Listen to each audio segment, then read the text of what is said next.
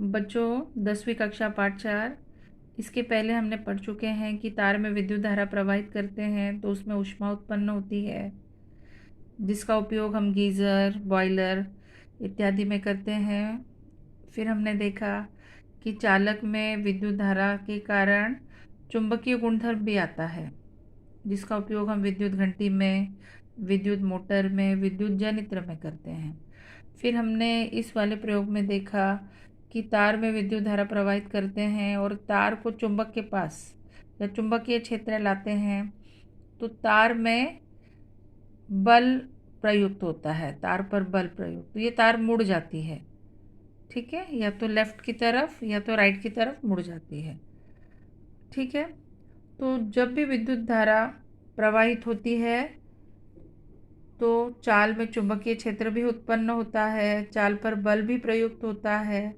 अब इनकी दिशा में क्या संबंध है, इसके लिए हम फ्लेमिंग के बाएं हाथ का नियम देखेंगे। वेरी वेरी इंपॉर्टेंट, फ्लेमिंग के बाएं हाथ का नियम, ये इस नियम की आकृति है। अब नियम क्या कहता है कि अगर हम अपना बायां हाथ, ये बायां हाथ है, अंगूठा, तर्जनी और मध्यमा परस्पर लंब हैं, इस प्रकार हैं, तो अंगूठा क्या बताता है, बल की दिशा बताता है। अंगूठा बल की दिशा, बल F।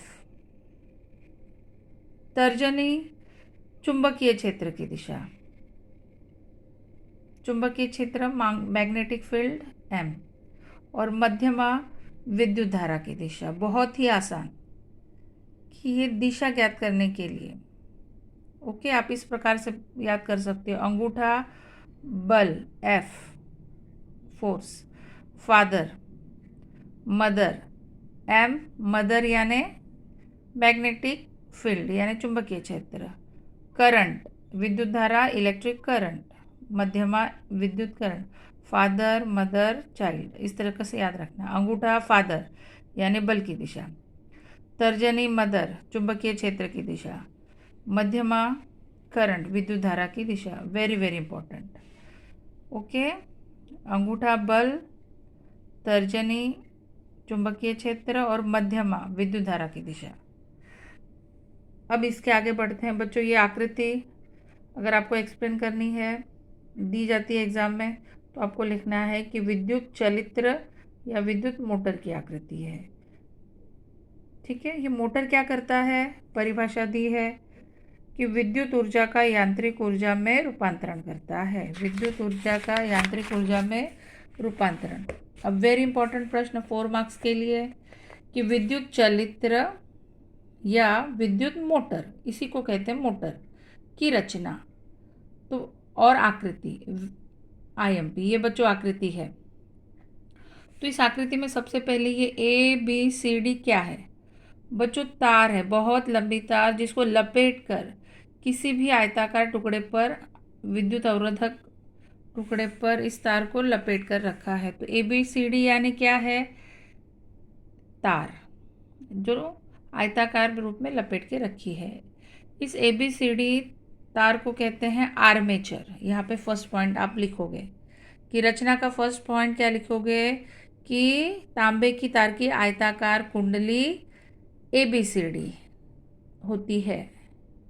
फर्स्ट पॉइंट, चलित्र में तांबे की तार की आयताकार कुंडली ABCD होती है। दिस इज ये फर्स्ट पॉइंट। सेकेंड पॉइंट क्या लिखा है कि इस कुंडली को चुंबकीय क्षेत्र के मध्य रखा है। देखो यहाँ पे दो चुंबक है, पहला इसका N सिरा रखा तो दूसरे चुंबक का S सिरा रखा, कि इस कुंडली को, इस तार को शक्तिशाली चुंबक के मध्य रखा गया है। Second point. थर्ड पॉइंट यहाँ पर लिखा है,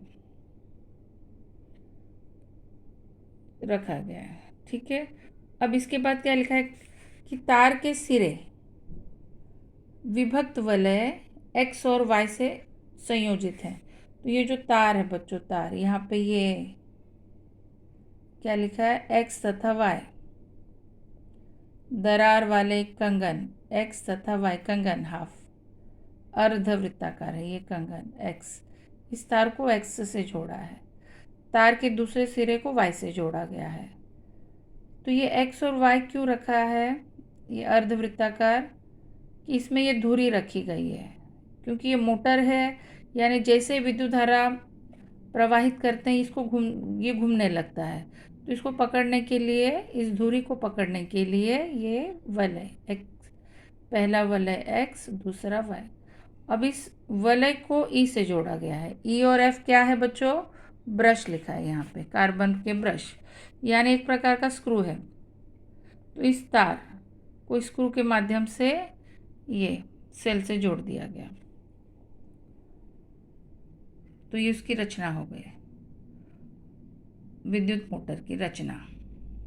आयताकार कुंडली, फिर ब्रश से जोड़ा, ये वलय से जोड़ा, वलय के बीच में धुरी रखी है, और फिर इस ब्रश से जोड़ा वलय को, और फिर ये तार, आगे चल के तार बैटरी से जुड़ी या विद्युत सेल से जोड़ा, और ये होती है कुंजी। बहुत ही आसान आकृति है। तो ये मोटर, यानी जैसे विद्युत धारा प्रवाहित करते हैं ये धुरी घूमने लगती है, यानी विद्युतीय ऊर्जा का यांत्रिक ऊर्जा में रूपांतरण होता है, यहाँ पर एक्सप्लेन करा है। ओके, इसके बाद बच्चों हम देखते हैं ये आकृति पेज 57 पर। ये आकृति किस चीज़ की आकृति है, गैल्वेनोमीटर। जैसे थर्मामीटर ऊष्मा नापता है, वैसे ही ये गैल्वेनोमीटर किसी तार में विद्युत उत्पन्न हुआ या नहीं हुआ ये मापता है। यहाँ पर आकृति देखो, ये तार है, ये तार स्टैंड पर इस प्रकार से लटकाई रही है, और जैसे इस तार के पास चुंबक लाते हैं तो इस तार में विद्युत धारा उत्पन्न होती है। कोई विद्युत हम प्रवाहित नहीं कर रहे हैं, केवल एक चुंबक ला रहे हैं। तो ये जो गैल्वेनोमीटर है इसमें सुई हिलती हुई दिखाई देती है, यानी इस तार में विद्युत उत्पन्न हुआ, और जैसे चुंबक हटाते हैं ये सुई 0 पर स्थिर हो जाती है, यानी नो विद्युत धारा। तो विद्युत धारा किसके कारण उत्पन्न हुई, चुंबक के कारण। अब तक हमने देखा कि अगर तार में विद्युत धारा प्रवाहित करते हैं सेल के माध्यम से तो वो चुंबक बन जाता है। अब हमने क्या देखा कि अगर चुंबक भी तार के पास लाते हैं तो इस चुंबक के कारण विद्युत उत्पन्न होती है।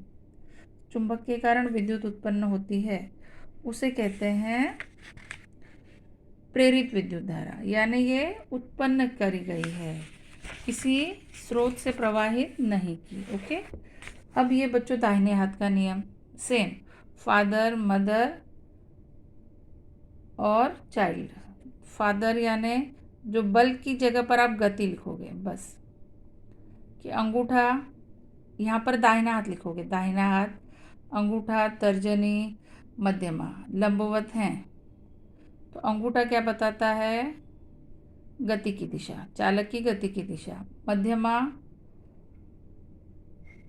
तर्जनी है, ये तर्जनी पहले की तरह, तर्जनी चुंबकीय क्षेत्र, और ये मध्यमा विद्युत धारा की जगह प्रेरित विद्युत धारा लिखना है, प्रेरित विद्युत धारा। ओके, इसके बाद बच्चों जनित्र की आकृति, जनित्र की रचना सेम उसी के प्रकार लिखना है, लेकिन जनित्र में क्या होता है कि विद्युत धारा उत्पन्न होती है चुंबक के कारण। ओके, तो यहाँ पे आप बैटरी का चिन्ह नहीं बताना है, बस यही फर्क है। यहाँ पर क्या बताना है, गैल्वेनोमीटर। तो यहाँ पर क्या होता है कि जैसे ही ये धुरी घूमने लगती है इस तार में विद्युत धारा उत्पन्न होती है, यहाँ पे विद्युत धारा उत्पन्न, जनित्र। और मोटर में क्या होता है कि विद्युत धारा प्रवाहित करते हैं तो ये घूमता है। Okay, wish you all the best.